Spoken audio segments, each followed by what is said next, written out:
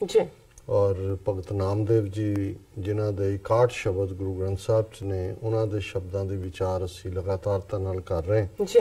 ਔਰ ਅੱਜ 56 ਨੰਬਰ ਦਾ ਸ਼ਬਦ ਜਿਹੜਾ ਕਿ ਰਾਗ ਮਲਹਾਰ ਦੇ ਵਿੱਚ ਹੈ, ਉਸ ਨੂੰ ਅਸੀਂ ਵਿਚਾਰ ਅਧੀਨ ਲਿਆ ਰਹੇ ਹਾਂ ਜੀ। ਇਹ ਥੋੜਾ ਜਿਹਾ ਲੰਬਾ ਸ਼ਬਦ ਹੈ ਔਰ ਇਸ ਦੇ ਵਿੱਚ ਕਾਫੀ ਲਫ਼ਜ਼ ਮਰਾਠੀ ਜ਼ਬਾਨ ਦੇ ਨੇ, ਜਿਹੜੀ ਕਿ ਉਹਨਾਂ ਦੀ ਆਪਣੀ ਮਾਂ ਬੋਲੀ ਸੀ ਭਗਤ ਨਾਮਦੇਵ ਜੀ ਦੀ। ਉਹਨਾਂ ਦਾ ਜਨਮ ਮਹਾਰਾਸ਼ਟਰ 'ਚ ਹੋਇਆ, ਹਾਲਾਂਕਿ ਕਾਫੀ ਸਮਾਂ ਉਹਨਾਂ ਨੇ ਪੰਜਾਬ 'ਚ ਡਿਸਟ੍ਰਿਕਟ ਗੁਰਦਾਸਪੁਰ ਦੇ ਇਲਾਕੇ ਦੇ ਵਿੱਚ ਗੁਜ਼ਾਰਿਆ, ਜਿੱਥੇ ਉਹਨਾਂ ਦੀ ਯਾਦ ਦੇ ਵਿੱਚ ਹੁਣ ਵੀ ਸਾਲਾਨਾ ਦਿਨ ਮਨਾਇਆ ਜਾਂਦਾ ਹੈ। ਉੱਥੇ ਗੁਰਦੁਆਰਾ ਰਾਣੀ ਸਦਾ ਕੌਰ, ਮਹਾਰਾਜਾ ਰਣਜੀਤ ਸਿੰਘ ਦੀ ਸੱਸ ਔਰ ਦੂਸਰੇ ਸਿੱਖ ਮਿਸਲਾਂ ਦੇ ਵੇਲੇ ਕਾਇਮ ਹੋਇਆ।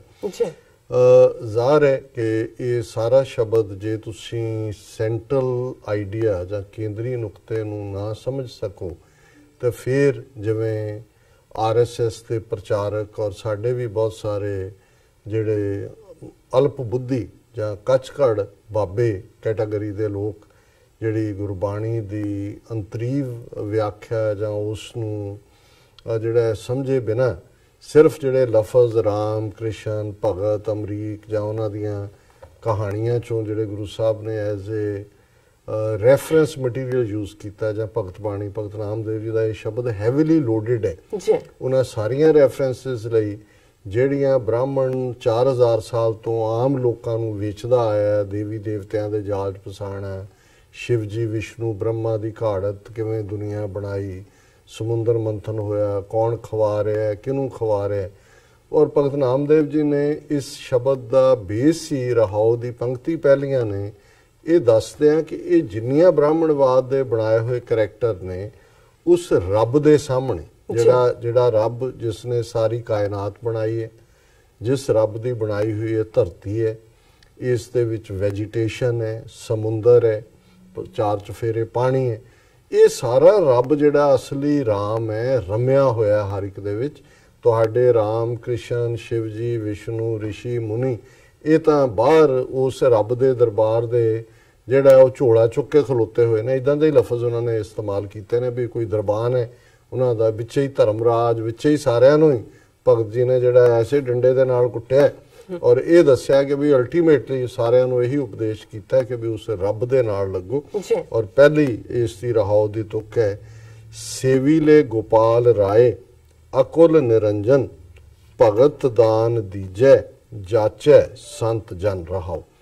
ਰਹਾਉ ਦੀ ਤੁਕ ਸੈਂਟਰਲ ਆਈਡੀਆ ਕਿ ਹੇ ਮਨੁੱਖ ਉਸ ਗੋਪਾਲ ਨੂੰ, ਗੋ ਕਹਿੰਦੇ ਨੇ ਧਰਤੀ ਨੂੰ ਪਾਲਣ ਵਾਲਾ, ਕਿ ਜਿਹੜਾ ਧਰਤੀ ਨੂੰ ਪਾਲਣ ਵਾਲਾ ਰਾਏ ਹੈ, ਬਾਦਸ਼ਾਹ ਹੈ, ਰੱਬ ਹੈ, ਜਿਸ ਦੀ ਕੋਈ ਕੁਲ ਨਹੀਂ ਹੈ, ਕੋਈ ਜਿਹਦੀ ਜ਼ਾਤ ਨਹੀਂ ਹੈ, ਨਿਰੰਜਨ ਜਿਹੜਾ ਅੰਜਨ ਤੋਂ ਬਿਨਾਂ ਜਿਹਦੀ ਕੋਈ ਸ਼ਕਲ ਆਕਾਰ ਨਹੀਂ ਹੈ, ਉਸ ਦੇ ਉੱਤੇ ਯਕੀਨ ਲਿਆ, ਉਸ ਦੇ ਉੱਤੇ ਈਮਾਨ ਲਿਆ। ਭਗਤ ਦਾਨ ਦੀਜੈ, ਤੇ ਹੇ ਵਾਹਿਗੁਰੂ ਤੂੰ ਕਿਰਪਾ ਕਰ ਆਪਣੀ ਬੰਦਗੀ ਦਾ ਦਾਨ ਮੈਨੂੰ ਦੇ, ਜਾਚੇ ਸੰਤ ਜਨ, ਮੈਂ ਇੱਕ ਫਕੀਰ ਆਦਮੀ ਫਕੀਰ ਜਨ ਤੇਰੇ ਦੁਆਰ ਤੇ ਖਲੋਤਾ ਤੇਰੀ ਭਗਤੀ ਮੰਗਦਾ ਕਿਉਂਕਿ ਤੂੰ ਵਾਹਿਗੁਰੂ ਤੇਰੀ ਕੋਈ ਕੁਲ ਨਹੀਂ ਹੈ ਔਰ ਤੂੰ ਆਪਣੇ ਭਗਤਾਂ ਨੂੰ ਪਿਆਰ ਕਰਨ ਵਾਲਾ।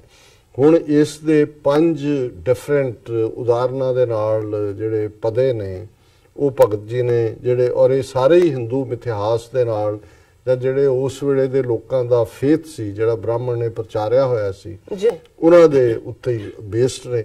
ਸੋ ਪਹਿਲੇ ਜਾਂਚੈ ਘਰ ਢਿੱਗ ਦਿਸੈ ਸਰਾਏ ਚਾ, ਬੈਕੁੰਠ ਪਵਨ ਚਿੱਤਰਸ਼ਾਲਾ ਸਪਤ ਲੋਕ ਸਮਾਨ ਪੂਰੀ ਅਲੇ, ਜਾਂਚੈ ਘਰ ਲక్ష్ਮੀ ਕੁਆਰੀ ਚੰਦ ਸੂਰਜ ਦੀਵੜੇ, ਕੌਤਕ ਕਾਲ ਬੱਪੜਾ ਕੋਟਵਾਲ, ਸੋ ਕਰਾ ਸਿਰੀ ਸੋ ਐਸਾ ਰਾਜਾ ਨਰ ਹਰੀ।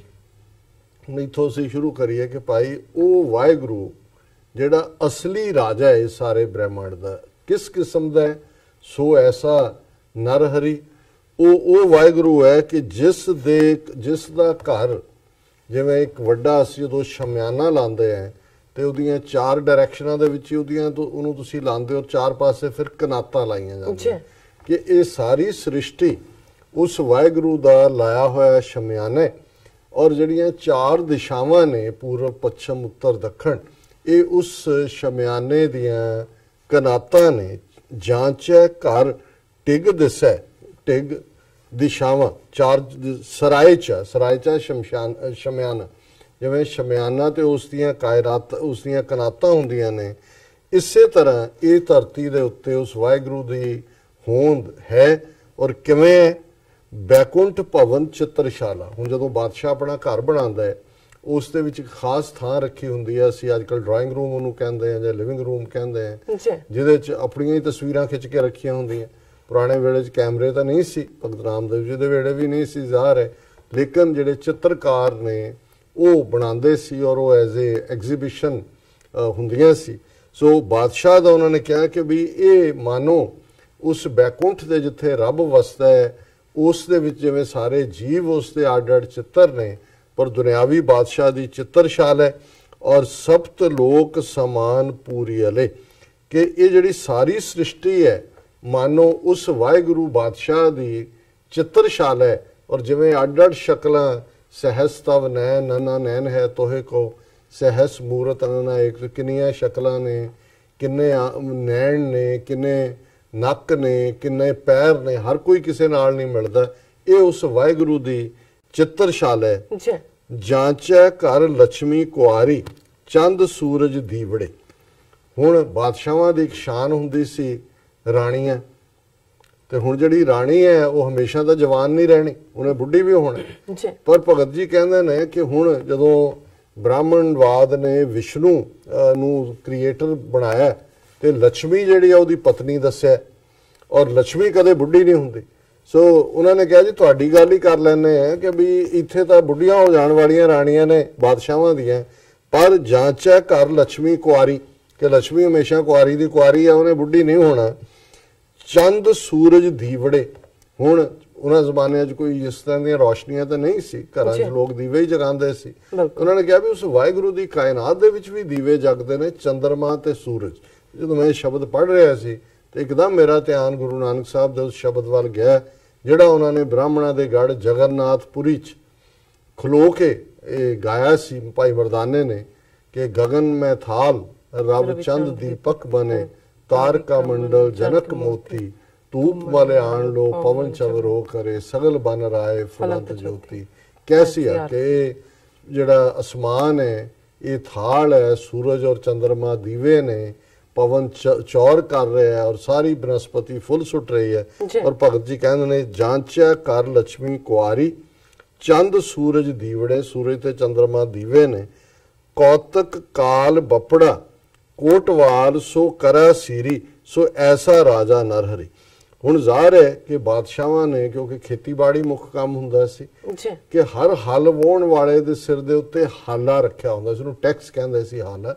ਔਰ ਭਗਤ ਜੀ ਕਹਿੰਦੇ ਨੇ ਕਿ ਵੀ ਜਿਹੜਾ ਕਾਲ ਹੈ, ਮੌਤ ਹੈ, ਜਿਸ ਤੋਂ ਦੁਨੀਆ ਡਰਦੀ ਹੈ, ਉਹ ਤਾਂ ਰੱਬ ਨੇ ਉਸ ਨੂੰ ਕੌਤਕ ਕਾਲ ਬਪੜਾ, ਉਸ ਵਿਚਾਰੇ ਨੂੰ ਤਾਂ ਕੋਤਵਾਲ ਰੱਖਿਆ ਹੋਇਆ। ਤੇ ਉਹ ਕੋਤਵਾਲ ਕੀ ਕਰਦਾ? ਸੋ ਕਰਾ ਸਿਰੀ, ਹਰ ਇੱਕ ਤੋਂ ਹਾਲਾ ਉਗਰਾਂਦਾ, ਹਰ ਇੱਕ ਦੇ ਸਿਰ ਤੇ ਕਾਲ ਗੜਕਦਾ ਹੈ। ਮਾਨੋ ਉਹ ਇਵੇਂ ਹੀ ਹੈ ਕਿ ਹਰ ਇੱਕ ਨੂੰ ਕਹਿੰਦਾ ਵੀ ਰੱਖ ਟੈਕਸ ਕਿੱਥੇ ਹੈ। ਔਰ ਸੋ ਐਸਾ ਰਾਜਾ ਨਰਹਰੀ, ਸੋ ਉਹ ਵਾਹਿਗੁਰੂ ਇਸ ਕਿਸਮ ਦਾ ਹੈ ਜਿਸ ਦੀ ਕਾਇਨਾਤ ਇਵੇਂ ਹੈ। ਫਿਰ ਦੂਸਰਾ ਉਹਨਾਂ ਨੇ ਫਰਮਾਇਆ ਜਾਂਚੈ ਘਰ ਕੁਲਾਲ ਬ੍ਰਹਮਾ, ਚਤੁਰਮੁਖ ਡਾਵੜਾ, ਜਿਨ ਬਿਸਵ ਸੰਸਾਰ ਰਾਚੀ ਲੈ, ਜਾਂਕੈ ਕਰ ਈਸਰ ਬਾਵਲਾ, ਜਗਤ ਗੁਰੂ ਤਤ ਸਾਰਖਾ ਗਿਆਨ ਭਾਖੀ ਲੈ, ਪਾਪ ਪੁੰਨ ਜਾਂਚੈ ਡਾਂਗਿਆ ਦੁਆਰੇ, ਚਿੱਤਰ ਗੁਪਤ ਲੇਖਿਆ, ਧਰਮ ਰਾਏ ਪਰਲੀ ਪ੍ਰਤਿਹਾਰ, ਸੋ ਐਸਾ ਰਾਜਾ ਸ਼੍ਰੀ ਗੋਪਾਲ। ਜੀ ਫਿਰ ਸਾਰੇ ਬ੍ਰਾਹਮਣਵਾਦ ਦਾ ਸਿੰਬੋਲਿਜ਼ਮ ਹੈ ਕਿ ਵੀ ਮੇਰਾ ਰੱਬ ਉਹ ਗੋਪਾਲ ਹੈ, ਦੁਨੀਆ ਨੂੰ ਪਾਲਣ ਵਾਲਾ ਹੈ, ਜਿਸ ਦੇ ਘਰ 'ਚ ਹੁਣ ਇੱਥੇ ਤੁਹਾਨੂੰ ਬ੍ਰਾਹਮਣਵਾਦ ਦਾ ਸਮਝਣਾ ਪਏਗਾ ਕਨਸੈਪਟ, ਸ਼ਿਵਜੀ ਵਿਸ਼ਨੂੰ ਬ੍ਰਹਮ, ਔਰ ਉਹਨਾਂ ਦੇ ਮੁਤਾਬਕ ਜਿਹੜਾ ਬ੍ਰਹਮ ਹੈ ਉਹ ਸਭ ਨੂੰ ਬਣਾਉਂਦਾ ਹੈ। ਜਿਹੜੀ ਕ੍ਰੀਏਸ਼ਨ ਹੈ ਬ੍ਰਹਮਾ ਦੀ ਕੀਤੀ ਹੋਈ ਹੈ, ਉਹਦੇ ਚਾਰ ਮੂੰਹ ਨੇ, ਚਾਰ ਮੂੰਹ ਚਾਰ ਸਿਰ ਨੇ ਉਹਦੇ, ਉਹਨਾਂ ਚੋਂ ਹੀ ਵੇਦ ਨਿਕਲੇ, ਇਸ ਲਈ ਚਾਰ ਵੇਦ ਨੇ, ਰਿਗ ਸ਼ਾਮ ਯਜੁਰ ਤਤ। ਭਗਤ ਜੀ ਕਹਿੰਦੇ ਨੇ ਕਿ ਇਹ ਜਿਹੜਾ ਬ੍ਰਹਮ ਹੈ ਇਹ ਤਾਂ ਵਾਹਿਗੁਰੂ ਦੇ ਘਰ ਦਾ ਕੁਮਾਰ ਹੈ, ਇਹ ਕੁਮਾਰ ਰੱਖਿਆ ਹੈ ਜਿਹੜਾ ਕੀ ਕੁਮਾਰ ਭਾਂਡੇ ਹੀ ਬਣਾਉਂਦਾ ਨਾ। ਸੋ ਜੇ ਬਣਾ ਵੀ ਰਿਹਾ ਹੈ ਤਾਂ ਉਹਨੂੰ ਭਾਂਡੇ ਬਣਾਉਣ ਤੇ ਰੱਖਿਆ ਹੋਇਆ, ਉਹਨੂੰ ਬਣਵਾਉਣ ਵਾਲਾ ਰੱਬ ਹੈ ਵੀ ਕਿਹਦੀ ਕੀ ਘਾੜਤ ਕਰਨੀ ਹੈ। ਜਾਂਚਿਆ ਕਰ ਕੁਲਾਲ ਬ੍ਰਹਮ, ਚਤੁਰਮੁਖ ਡਾਂਵੜਾ ਜਿਹੜਾ ਸੰਚੇ 'ਚ ਢਾਲਦਾ ਡਾਂਵੜਾ ਉਹਨੂੰ ਕਹਿੰਦੇ ਨੇ ਮਰਾਠੀ 'ਚ। ਇਹ ਉਹ ਬ੍ਰਹਮ ਹੈ ਜਿਨ ਵਿਸ਼ਵ ਸੰਸਾਰ ਰਾਚੀ ਲੈ, ਕਿ ਵੀ ਤੁਸੀਂ ਬ੍ਰਹਮਾ ਨੂੰ ਕਹਿੰਦੇ ਹੋ ਪਰ ਇਹ ਬ੍ਰਹਮਾ ਦਾ ਵੀ ਉੱਪਰ ਹੈ ਜਿਹਨੇ ਬ੍ਰਹਮਾ ਨੂੰ ਘੁਮਾ ਰੱਖਿਆ ਹੋਇਆ ਹੈ ਤੇ ਉਹ ਸਾਰੇ ਸੰਸਾਰ ਨੂੰ ਬਣਾਉਣ ਵਾਲਾ ਹੈ। ਜਾਂ ਕੇ ਘਰ ਈਸ਼ਰ ਬਾਵਲਾ ਜਗਤ ਗੁਰੂ ਤਤ ਸਾਰਖਾ ਗਿਆਨ ਭਾਖਿਲੇ। ਸ਼ਿਵ ਜੀ ਉਹ ਕਹਿੰਦਾ ਵੀ ਤੁਸੀਂ ਤਾਂ ਸ਼ਿਵ ਜੀ ਨੂੰ ਬੜਾ ਤਤ ਗਿਆਨੀ ਤੇ ਬੜਾ ਕੀਤਾ ਹੈ, ਇਹ ਤਾਂ ਸ਼ਦਾਈ ਹੈ ਬਾਵਲਾ। ਇਹ ਜਿਹੜਾ ਬਾਵਲਾ ਸ਼ਿਵ ਹੈ ਇਹ ਰੱਬ ਨੇ ਜਾਂ ਕੇ ਘਰ ਈਸ਼ਰ ਬਾਵਲਾ ਇਸ ਸ਼ਿਵ ਜੀ ਨੂੰ ਕਮਲੇ ਨੂੰ ਰੱਖਿਆ ਹੋਇਆ ਹੈ। ਕਾਹਦੇ ਲਈ? ਪਾਪ ਪੁੰਨ ਜਾਂਚੈ ਡਾਂਗੀਆ ਦੁਆਰੇ। ਹੁਣ ਜਿਹੜਾ ਪਾਪ ਤੇ ਪੁੰਨ ਦਾ ਵਿਚਾਰ ਧਰਮਰਾਏ ਕਰਦਾ ਹੈ, ਚਿੱਤਰ ਗੁਪਤ ਹੁੰਦਾ ਜੀ ਲਿਖ ਰਿਹਾ ਹੈ, ਉਹ ਕਹਿੰਦੇ ਨੇ ਚਿੱਤਰ ਤੇ ਗੁਪਤ ਜਿਹੜੇ ਨੇ ਤਾਂ ਮਨੀਮ ਰੱਖੇ ਹੋਏ ਨੇ ਰੱਬ ਨੇ। ਔਰ ਇਹ ਜਿਹੜਾ ਪਾਪ ਪੁੰਨ ਦਾ ਵਿਚਾਰ ਕਰਨ ਵਾਲਾ ਇਹ ਚੋਬਦਾਰ ਹੈ ਉਸ ਰੱਬ ਬਾਦਸ਼ਾਹ ਦੇ ਦੁਆਰੇ ਤੇ। ਧਰਮਰਾਏ ਪਰਲੀ ਪ੍ਰਤਿਹਾਰ, ਕਿ ਹੁਣ ਧਰਮਰਾਏ ਦਾ ਨਾਂ ਸੁਣ ਕੇ ਪਰਲੋ ਆ ਜਾਂਦੀ ਹੈ, ਪਰ ਇੱਥੇ ਜਿਹੜਾ ਧਰਮਰਾਏ ਹੈ ਮਾਮੂਲੀ ਦਰਬਾਨ ਹੈ। ਸੋ ਐਸਾ ਰਾਜਾ ਸ੍ਰੀ ਗੋਪਾਲ, ਮੇਰਾ ਰੱਬ ਜਿਹੜਾ ਹੈ ਉਹ ਇਹ ਹੈ। ਫਿਰ ਤੀਸਰੇ ਚ ਉਹਨਾਂ ਨੇ ਕਿਹਾ ਜਾਂਚੈ ਘਰ ਗਣ ਗੰਧਰਵ ਰਿਖੀ ਬੱਪੜੇ ਢਾਡੀਆ ਗਾਵੰਤ ਆਛੈ ਸਰਬ ਸ਼ਾਸਤਰ ਬਹੁ ਰੂਪੀਆ ਅਨਗਰੂਆ ਅਖਾੜਾ ਮੰਡਲੀਕ ਬੋਲ ਬੋਲੇ ਕਾਛੇ ਚੌਰ ਟੂਲ ਜਾਂਚੈ ਹੈ ਪਵਨ ਚੇਰੀ ਸਖਤ ਜੀਤ ਲੈ ਭਵਨ ਅੰਡ ਟੂਕ ਜਾਂਚੈ ਪਸਮਤੀ। ਸੋ ਐਸਾ ਰਾਜਾ ਤ੍ਰਿਭਵਨ ਪਤੀ, ਕਿ ਮੈਂ ਉਸ ਵਾਹਿਗੁਰੂ ਦੇ ਵਿੱਚ ਯਕੀਨ ਰੱਖਦਾ ਜਿਹੜਾ ਤਿੰਨੋਂ ਹੀ ਲੋਕਾਂ ਦਾ ਪਤੀ ਹੈ, ਮਾਲਕ ਹੈ, ਪਰਮੇਸ਼ਰ ਹੈ। ਉਹ ਵਾਹਿਗੁਰੂ ਜਿਸ ਦੇ ਘਰ ਦੇ ਸਾਹਮਣੇ ਜਿਹੜੇ ਦੇਵਤਿਆਂ ਦੇ ਰਾਗੀ ਨੇ, ਗੰਧਰਵ ਗਣ ਦੇਵਤੇ ਨੇ, ਵੀ ਗਣ ਵੀ ਬੈਠੇ ਨੇ, ਗੰਧਰਵ ਉਹਨਾਂ ਦੇ ਜਿਹੜੇ ਰਾਗੀ ਨੇ ਉਹ ਵੀ ਉਸ ਰੱਬ ਦੇ ਦੁਆਰੇ ਬੈਠੇ। ਬੱਪੜੇ ਢਾਡੀਆ ਗਵੰਤ ਘਾੜੇ, ਵਿਚਾਰੇ ਢਾਡੀ ਬਣ ਕੇ ਬੱਪੜੇ ਵਿਚਾਰੇ ਉੱਥੇ ਰੱਬ ਦੇ ਦਰਬਾਰ ਤੇ ਗਾ ਰਹੇ ਨੇ। ਔਰ ਇਹਨਾਂ ਦੇ ਜਿੰਨੇ ਬਹੁ ਰੂਪੀਏ ਨੇ ਜਿਹੜੇ ਕਿ ਐਂਟਰਟੇਨਮੈਂਟ ਕਰਨ ਵਾਲੇ ਨੇ, ਸਰਬ ਸ਼ਾਸਤਰ, ਇਹਨਾਂ ਦੇ ਸਾਰੇ ਸ਼ਾਸਤਰ ਉੱਥੇ ਬਹੁ ਰੂਪੀਆਂ ਵਾਂਗ। ਔਰ ਇਹ ਛੋਟਾ ਜਿਹਾ ਅਖਾੜਾ ਲੱਗਾ ਹੋਇਆ, ਔਰ ਇਹ ਜਿਹੜੇ ਸਾਰੇ ਨੇ ਅਨਗਰੂਆ ਅਖਾੜਾ, ਛੋਟੇ ਜਿਹੇ ਅਖਾੜੇ 'ਚ ਸਾਰੇ ਦੇਵੀ ਦੇਵਤੇ ਜਿਹੜੇ ਨੇ ਉਹ ਰੱਬ ਦੇ ਸਾਹਮਣੇ ਇਵੇਂ ਹੀ ਖਲੋਤੇ ਨੇ ਜਿਵੇਂ ਟ੍ਰਿਬਿਊਟਰੀ ਕਿੰਗ ਹੁੰਦੇ ਨੇ ਜਿਹੜੇ ਕਿ ਆਪਣੇ ਨਜ਼ਰਾਨੇ ਪੇਸ਼ ਕਰ ਰਹੇ ਹੁੰਦੇ ਨੇ। ਚੌਰ ਟੂਲ ਜਾਂਚੈ ਹੀ ਪਵਨ, ਕਿ ਜਿਸ ਵਾਹਿਗੁਰੂ ਦੇ ਮਾਣ ਦੇ ਵਿੱਚ ਹਵਾ ਜਿਹੜੀ ਹੈ ਉਹ ਚੌਰ ਕਰ ਰਹੀ ਹੈ, ਪਵਨ ਚਵਰੋ ਕਰੇ। ਇਹ ਉਸ ਚੇਰੀ ਸਖਤ ਜੀਤ ਲੈ ਭਵਨ, ਜਿਹਨੂੰ ਚੇਰੀ ਸਖਤ ਹੈ ਸ਼ਕਤੀ ਮਾਇਆ, ਕਿ ਮਾਇਆ ਜਿਹੜੀ ਹੈ ਉਹ ਹੀ ਉਹਨੇ ਇਸ ਸੰਸਾਰ ਨੂੰ ਜਿੱਤਿਆ ਹੋਇਆ, ਜਿਹੜੀ ਕਿ ਉਸ ਵਾਹਿਗੁਰੂ ਦੀ ਚੇਰੀ ਹੈ, ਨੌਕਰਾਣੀ ਹੈ। ਅੰਡ ਟੂਕ ਜਾਚੈ ਭਸਮਤੀ, ਅੰਡ ਟੂਕ ਹੈ ਕਿ ਵੀ ਇਹ ਜਿਹੜੀ ਧਰਤੀ ਹੈ ਸਾਡਾ, ਇਹ ਬ੍ਰਹਿਮੰਡ ਦਾ ਇੱਕ ਟੁਕੜਾ ਹੈ ਜੀ, ਕਿ ਇਹ ਬ੍ਰਹਿਮੰਡ ਦਾ ਟੁਕੜਾ ਜਾਂਚੈ ਭਸਮਤੀ। ਇਹ ਜਿਹੜੇ ਸਾਰੇ ਹੀ ਲੋਕ ਨੇ ਮਾਨੋ ਉਸ ਬ੍ਰਹਿਮੰਡ ਦੇ ਇਸ ਟੁਕੜੇ ਦੇ ਵਿੱਚ ਚੁੱਲ੍ਹੇ ਨੇ। ਸੋ ਐਸਾ ਰਾਜਾ ਤ੍ਰਿਭਵਨਪਤੀ, ਸੋ ਮੇਰਾ ਰੱਬ ਜਿਹੜਾ ਹੈ ਉਹ ਤਾਂ ਇਹ ਤਿੰਨਾਂ ਲੋਕਾਂ ਦਾ ਮਾਲਕ ਹੈ। ਫਿਰ ਭਗਤ ਜੀ ਨੇ ਫਰਮਾਇਆ ਜਾਂਚੈ ਕਰ ਕੂਰਮਾ ਪਾਲ ਸਹਿਸਰ ਫਨੀ ਬਾਸਕ ਸੇਜ ਵਾਲੂਆ 18 ਭਾਰ ਬਨਸਪਤੀ ਮਾਲਣੀ 96 ਕਰੋੜੀ ਮੇਘ ਮਾਲਾ ਪਾਣੀ ਹਾਰੀਐ ਸਪਤ ਸਮੁੰਦਰ ਜਾਚੈ ਘੜਥਲੀ ਏਤੇ ਜੀ ਜਾਂਚੈ ਵਰਤਨੀ। ਸੋ ਐਸਾ ਰਾਜਾ ਤ੍ਰਿਭਵਨ ਧਨੀ, ਕਿ ਮੇਰਾ ਵਾਹਿਗੁਰੂ ਇਵੇਂ ਤਿੰਨਾਂ ਲੋਕਾਂ ਦਾ ਰਾਜਾ ਹੈ।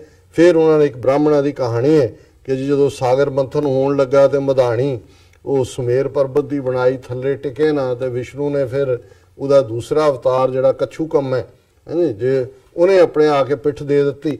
ਔਰ ਇਵੇਂ ਫਿਰ ਉਹ ਸਮੁੰਦਰ ਨੂੰ ਮੰਥਿਆ ਤੇ ਉਹਦੇ ਚ ਦੇਵੀ ਦੇਵਤੇ ਲੱਗੇ ਨੇ ਦੋਵੇਂ ਪਾਸੇ ਜ਼ੋਰ ਲਾਣ ਤੇ 14 ਰਤਨ ਨਿਕਲੇ। ਸੋ ਭਗਤ ਜੀ ਫਰਮਾਉਂਦੇ ਨੇ ਵੀ ਮੇਰਾ ਰੱਬ ਉਹ ਬਾਦਸ਼ਾਹ ਹੈ ਜਿਹਦੇ ਘਰ 'ਚ ਜਿਹੜਾ ਕੱਛੂ ਕੰਮ ਹੈ ਵਿਸ਼ਨੂੰ ਦਾ ਅਵਤਾਰ, ਇਹ ਤਾਂ ਉੱਥੇ ਪਲੰਘ ਬਣਿਆ ਹੋਇਆ ਔਰ ਉਸ ਬਾਦਸ਼ਾਹ ਦੇ ਸੌਣ ਲਈ। ਤੇ ਜਿਹੜਾ ਸ਼ੇਸ਼ਨਾਗ ਜਿਹੜਾ ਰੱਸੀ ਬਣਿਆ ਸੀ 1000 ਫਨਾਂ ਵਾਲਾ ਸ਼ੇਸ਼ਨਾਗ ਤਣੀਆਂ ਬਣਿਆ ਸੀ, ਉਹ ਤਾਂ ਉਹਦੀਆਂ ਪਲੰਘ ਦੀਆਂ ਤਣੀਆਂ ਵਾਹਿਗੁਰੂ ਦੇ ਜਿਹੜਾ ਪਲੰਘ ਬਣਾਇਆ ਜਿਹਦਾ ਬੇਸ ਕੱਛੂ ਕੰਮੇ ਨੇ ਰੱਖਿਆ। 18 ਭਾਰ ਬਨਸਪਤੀ ਮਾਲਣੀ, ਕਿ ਜਿਹੜੀ ਸਾਰੀ ਬਨਸਪਤੀ ਹੈ ਇਸ ਧਰਤੀ ਦੀ ਉਹ ਮਾਨੋ ਮਾਲਣੀ ਹੈ। 96 ਕਰੋੜੀ ਮੇਘ ਮਾਲਾ ਪਾਣੀ ਹਾਰੀਆ, 56 ਕਰੋੜ ਬੱਦਲ ਮੰਨੇ ਜਾਂਦੇ ਨੇ ਜਿਹੜੇ ਅਸਮਾਨ ਦੇ ਉੱਤੇ ਛਾਂਦੇ ਨੇ। ਉਹਨਾਂ ਨੇ ਕਿਹਾ ਉਹ ਇਵੇਂ ਹੀ ਹੈ ਜਿਵੇਂ ਕਿ ਉਹ ਮੇਘ ਮਾਲਾ ਉਹ ਪਾਣੀ ਭਰ ਰਹੇ ਨੇ ਉਸ ਰੱਬ ਦਾ। ਨੱਖ ਪਰਸੇਵ ਜਾਂਚੈ ਸੁਰਸਰੀ ਸਪਤ ਸਮੁੰਦਰ ਜਾਂਚੈ ਘੜ ਥਲੀ। ਨੱਕ ਪਰਸੇਵੇ ਨੌ ਦਾ ਪਸੀਨਾ ਜਦੋਂ ਨਿਕਲਦਾ ਹੈ ਤਾਂ ਉਹਦੇ ਚੋਂ ਜਿਵੇਂ ਗੰਗਾ ਬਣ ਜਾਂਦੀ ਹੈ, ਇਵੇਂ ਇਹ ਧਰਤੀ ਹੈ। ਔਰ ਇਸ ਦੇ ਨਾਲ ਸਪਤ ਸਮੁੰਦਰ ਜਾਂਚੈ ਘੜ ਥਲੀ, ਕਿ 7 ਸਮੁੰਦਰ ਮਾਨੋ ਉਸ ਦੀ ਘੜਵੰਜੀ ਨੇ, ਉਸ ਦੀ ਘੜਿਆਲੀ ਨੇ। ਇਤੇ ਜੀ ਤਾਂ ਚੈ ਵਰਤਨੀ, ਇੰਨੇ ਹੀ ਜਿੰਨੇ ਜੀ ਨੇ ਦੁਨੀਆ 'ਚ ਮਾਨੋ ਸਾਰੇ ਬਰਤਨ ਨੇ, ਭਾਂਡੇ ਨੇ। ਸੋ ਐਸਾ ਰਾਜਾ ਤ੍ਰਿਭਵਨ ਨਹੀਂ। ਤੇ ਅਖੀਰ 'ਚ ਭਗਤ ਜੀ ਫਰਮਾਉਂਦੇ ਨੇ, ਜਾਂਚੈ ਘਰ ਨਿਕਟ ਵਰਤੀ ਅਰਜਨ ਧਰੂ ਪ੍ਰਹਿਲਾਦ ਅੰਬਰੀਕ ਨਾਰਦ ਨੀਜੈ। ਇਹ ਸਾਰੇ ਰਿਸ਼ੀਆਂ ਦੇ ਨਾਂ ਨੇ ਕਿ ਇਹ ਸਾਰੇ ਉਹਦੇ ਘਰ ਦੇ ਸਾਹਮਣੇ ਖੜੇ ਨੇ। ਸਿੱਧ ਬੁੱਧ ਗਣ ਗੰਧਰਵ 92 ਹੇਲਾ 52 ਵੀਰ ਵੀ ਇਹ ਸਾਰੇ ਉਹਦੇ ਸਾਹਮਣੇ ਖੇਡ ਰਹੇ ਨੇ। ਇਤੇ ਜੀ ਜਾਂਚੈ ਹੈ ਘਰੀ ਸਰਵ ਵਿਆਪਕ ਅੰਤਰ ਹਰੀ। ਇੰਨਾ ਕੁਝ ਸਮਾਨ ਜਿਹਦੇ ਘਰ ਦੇ ਬਾਹਰ ਹੈ ਉਹ ਸਰਵ ਵਿਆਪਕ ਵਾਹਿਗੁਰੂ ਦੇ ਨਾਲ ਮੈਂ ਜੁੜਿਆ ਹੋਇਆ। ਪ੍ਰਣਵੈ ਨਾਮ ਦਿਓ ਤਾਂਚੀ ਆਣ। ਨਾਮਦੇਵ ਕਹਿੰਦੇ ਨੇ ਮੈਨੂੰ ਤਾਂ ਉਸੇ ਹੀ ਵਾਹਿਗੁਰੂ ਦੀ ਓਟ ਹੈ। ਸਗਲ ਭਗਤ ਜਾਂਚੈ ਨਿਸ਼ਾਨ, ਜਿਹੜੇ ਸਾਰੇ ਹੀ ਭਗਤ ਜਨ ਨੇ ਉਸ ਵਾਹਿਗੁਰੂ ਦੇ ਝੰਡੇ ਦੇ ਥੱਲੇ ਇਕੱਠੇ ਨੇ। ਸੋ ਭਗਤ ਨਾਮਦੇਵ ਜੀ ਨੇ ਮਰਾਠੀ ਜ਼ਬਾਨ 'ਚ ਬ੍ਰਾਹਮਣਵਾਦ ਦਾ ਤਾਂ ਸਾਰਾ ਕੰਮ ਕਰਤਾ। ਬਿਲਕੁਲ ਰਾਜ ਸਾਹਿਬ, ਤੁਹਾਡਾ ਬਹੁਤ ਬਹੁਤ ਸ਼ੁਕਰੀਆ। ਤੁਸੀਂ ਅੱਜ ਦੇ ਐਮ ਸ਼ੋ ਤੇ ਅੱਜ ਦਾ ਵਿਚਾਰ ਸਾਡੇ ਦਰਸ਼ਕਾਂ ਨਾਲ ਸਾਂਝਾ ਕੀਤਾ। ਇਸ ਨਾਲ ਆਪਣੇ ਵਿਊਅਰਸ ਕੋਲ ਲੈਣੇ ਇਜਾਜ਼ਤ। ਵਿਊਅਰਸ, ਸਾਡੇ ਪ੍ਰੋਗਰਾਮ ਦਾ ਸਮਾਂ ਇੱਥੇ ਸਮਾਪਤ ਹੁੰਦਾ ਹੈ। ਤੁਸੀਂ ਆਪਣੀ ਰਾਏ ਤੇ ਸੁਝਾਅ ਸਾਨੂੰ ਭੇਜਣਾ ਭੁੱਲਣਾ ਸਾਡੇ ਇਸ ਪਤੇ ਤੇ SOS@TV84.tv ਤੇ ਅਸੀਂ ਆਪਣਾ ਪ੍ਰੋਗਰਾਮ ਲੈ ਕੇ ਫਿਰ ਦੁਬਾਰਾ ਹਾਜ਼ਰ ਹੋਵਾਂਗੇ। ਤਦ ਤੱਕ ਲਈ ਮੈਨੂੰ ਤੇ ਆਪਣਾ ਚਲਾ ਗਿਆ ਦਿਓ। ਦੇਖਦੇ ਰਹੋ TV84, ਬੁਲਾ ਦਿਓ ਫਤਿਹ। ਵਾਹਿਗੁਰੂ ਜੀ ਕਾ ਖਾਲਸਾ, ਵਾਹਿਗੁਰੂ ਜੀ ਕੀ ਫਤਿਹ।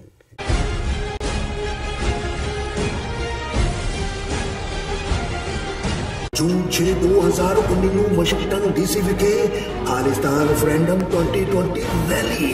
ਜੀ ਹਾਂ, ਅੱਜ ਤੋਂ 35 ਵਰ੍ਹੇ ਪਹਿਲਾਂ ਜੂਨ 6 1984 ਨੂੰ ਭਾਰਤੀ ਫੌਜਾਂ ਵੱਲੋਂ ਦਰਬਾਰ